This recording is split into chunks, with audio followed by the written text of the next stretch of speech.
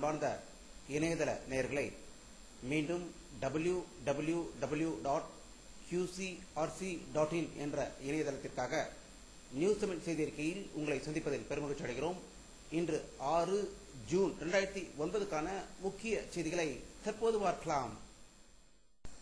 தமிழ் ஈழ நாட்டில் அத்துமீறி நுழைந்த ராஜபக்சே ராணுவத்தினர் அப்பாவி ஈழ தமிழர்களை கொன்று குவிப்பதை கண்டித்தும் லண்டனில் நடைபெறும் 20க்கு 20 கிரிக்கெட் போட்டியில் இலங்கை ஆட்டக்காரர்களை விளையாட விடக்கூடாது என்று தமிழ் ஈழ சுதந்திர போராட்ட வீரர்கள் லண்டன் கிரிக்கெட் மைதானத்துக்கு முன்பு இன்று ஆர்ப்பாட்டம் நடத்தியதாக செய்திகள் லண்டனில் இருந்து வெளிவந்து கொண்டிருக்கிறது.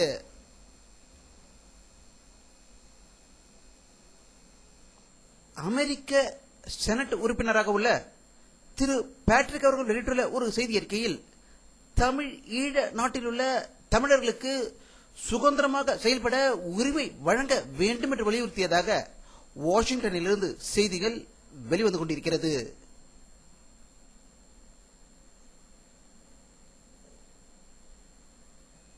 தமிழ் ஈழ நாட்டில் அப்பாவி தமிழர்கள் கொன்று குவிக்கப்பட்டிருப்பதை மனித உரிமை மீறல் என்றும் ஐநாவில் உடனடியாக விசாரிக்க வேண்டும் என்று பிரான்ஸ், ஜப்பான், தென்கொரியா, பிரிட்டன், மெக்சிகோ, செக் குடியரசு போன்ற நாடுகள் வலியுறுத்தி உள்ள நிலையில் இந்தியா, ரஷ்யா, சீனா போன்ற நாடுகள் ஈழ தமிழர்களுக்கு எதிராக துரோகம் செய்திருப்பதாக ஒரு அதிர்ச்சி தகவல் ஐநாவில் இருந்து வந்து கொண்டிருக்கிறது.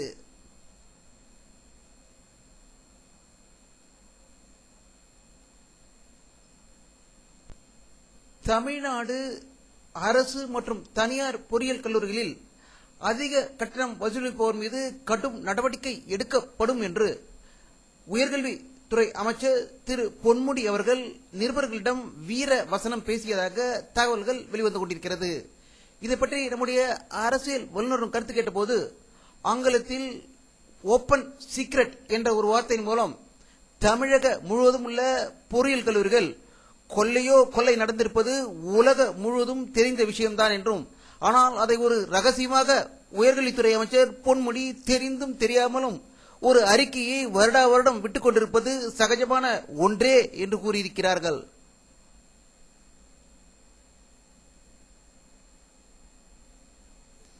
புதுச்சேரி முன்னாள் பாமக எம்பி பேராசிரியர் ராமதாஸ் அவர்கள் திடீரென்று பாமகவிலிருந்தும் அரசியலை விட்டும் விலகி விட்டதாகவும் மீண்டும் பேராசிரியர் பணிக்கு பாண்டிச்சேரிக்கு திரும்பிவிட்டதாக செய்திகள் வெளியாகிக் கொண்டிருக்கிறது.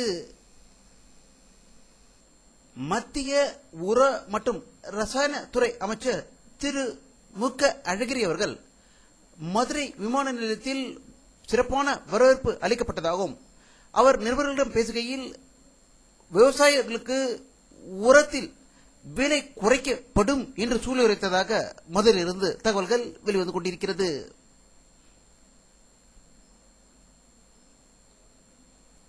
மத்திய ரயில்வே அமைச்சர் திரு மம்தா பானர்ஜி அவர்கள் 20க்கு 20 கிரிக்கெட் போட்டியை இந்திய அரசால் இயக்கப்படும் டிடி தொலைக்காட்சியில் காண்பிப்பதற்கான ஏற்பாடுகளை செய்து கொண்டிருப்பதாக டெல்லியில் இருந்து தகவல்கள் வெளிவந்து கொண்டிருக்கிறது.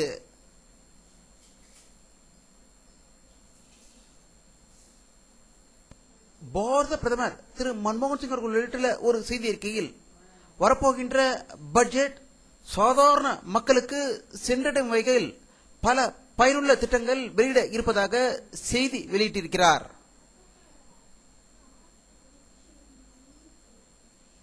புதிய கடற்படை தளபதியாக தற்போதைய கிழக்கு பிராந்திய கடற்படை கமாண்டர் அட்மிரல் நிர்மல் குமார் வர்மா நியமிக்கப்பட உள்ளதாக டெல்லியில் இருந்து தகவல்கள் வெளிவந்து கொண்டிருக்கிறது.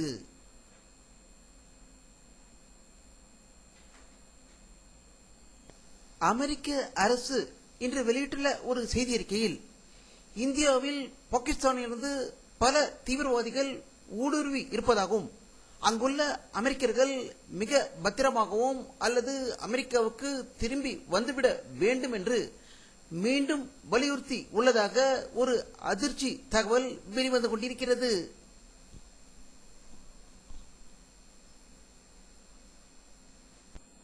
காஷ்மீர் மாநிலத்தில் இன்று 6வது நாளாக தொடர்ந்து பொது வேலைநிறுத்தம் ஏற்பட்டு இருப்பதாகவும் மக்களின் இயல்பு வாழ்க்கை பெரிதும் பாதித்து உள்ளதாகவும் காஷ்மீரில் 2 பெண்கள் பிணமாக கிடந்ததால் இந்த பிரச்சனை 6வது நாளாக தொடர்ந்து கொண்டிருப்பது குறிப்பிடத்தக்கது.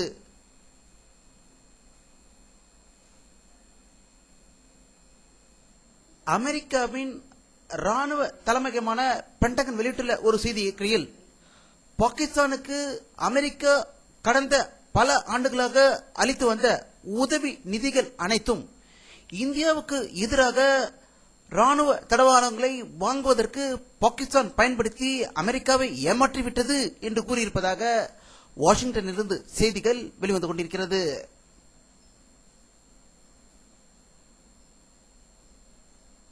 இந்திய பாராளுமன்ற சபாநாயகர் திருமதி மீரா குமார் அவர்கள் தன்னுடைய தந்தையின் சமாதிக்கும் இந்தியாவின் தந்தை திரு மகாத்மா காந்தி அவர்கள் சமாதிக்கும் இன்று டெல்லியில் சென்று அஞ்சலி செலுத்தியதாக டெல்லியில் இருந்து தகவல்கள் வெளிவந்து கொண்டிருக்கிறது.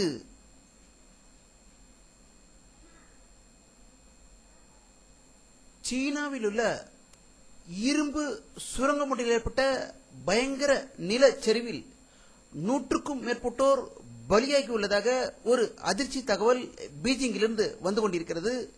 சீனாவில் தொடர்ந்து சுரங்கங்களில் பலர் இறப்பது உலக அறிந்த செய்தி என்பது குறிப்பிடத்தக்கது. மெக்சிகோ நாட்டில் வடமேற்கு மெக்சிகோவில் உள்ள ஒரு குழந்தைகள் காப்பகத்தில் ஏற்பட்ட பயங்கர தீ விபத்தில் 30 குழந்தைகள் பரிதாபமாக கருகி இறந்ததாக ஒரு அதிர்ச்சி தகவல் மெக்சிகோ நாட்டிலிருந்து வந்து கொண்டிருக்கிறது.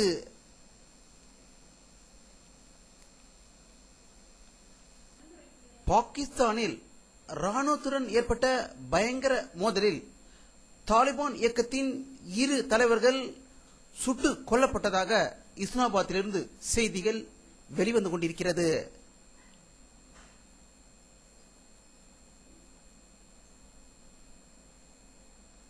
பிரேசில் நாட்டிலிருந்து பிரான்சுக்கு சென்ற விமானம் அட்லாண்டிக் கடலில் விழுந்து மாயமானதை 4வது நாளாக தொடர்ந்து நீர்மூழ்கி கப்பல்கள் மூலம் 2 நாடுகளும் தேடிக்கொண்டிருப்பதாக ஒரு விசித்திரமான செய்தி பிரான்ஸ் மற்றும் பிரேசிலில் இருந்து வந்து கொண்டிருக்கிறது.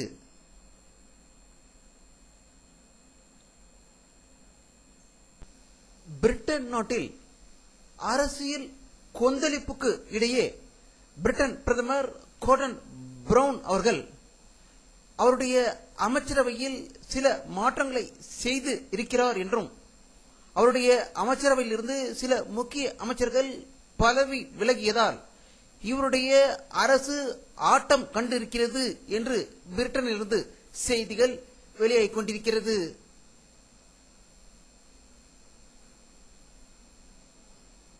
அமெரிக்க அதிபர் திரு பாரக் ஒபாமா அவர்கள் தன்னுடைய ஜெர்மன் நாட்டு சுற்றுப்பயணத்தை முடித்துக்கொண்டு பிரான்ஸ் நாட்டிற்கு சென்று அங்கு 2ஆம் உலகப் போரில் உயிர் நீத்த 35,000 பேருடைய சமாதியில் அஞ்சலி செலுத்தியதாக பாரிஸிலிருந்து தகவல்கள் வெளிவந்து கொண்டிருக்கிறது.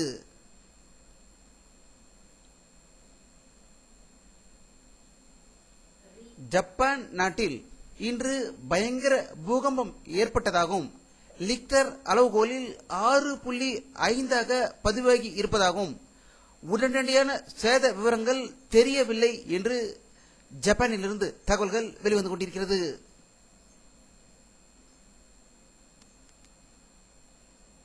வானிலை அறிக்கை 6 ஜூன் 2009 பிற்பகல் 4 மணியில் எடுக்கப்பட்ட சேட்டலைட் புகைப்படத்தை தற்போது பார்த்துக் கொண்டிருக்கிறீர்கள். தமிழகத்தில் அனைத்து பகுதிகளிலும் லேசான மேகங்கள் இருக்கிறது நன்றாக பார்க்க முடிகிறது. ஒரு சில இடங்களில் மழை பெய்வதற்கான வாய்ப்புகள் இருக்கின்றன. சென்னை நகர சுற்றியும் பலத்த காற்று இரவு நேரத்தில் வீசிக்கொண்டிருப்பதாக தகவல்கள் வெளிவந்து கொண்டிருக்கிறது.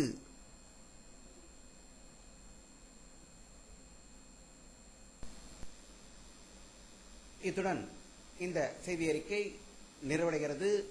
மீண்டும் நியூஸ் தமிழ் செய்திருக்கையில் உங்களை சந்திக்கும் வரை உங்களிடமிருந்து விடைபெறுவது உங்கள் கே பாலாஜி. நன்றி.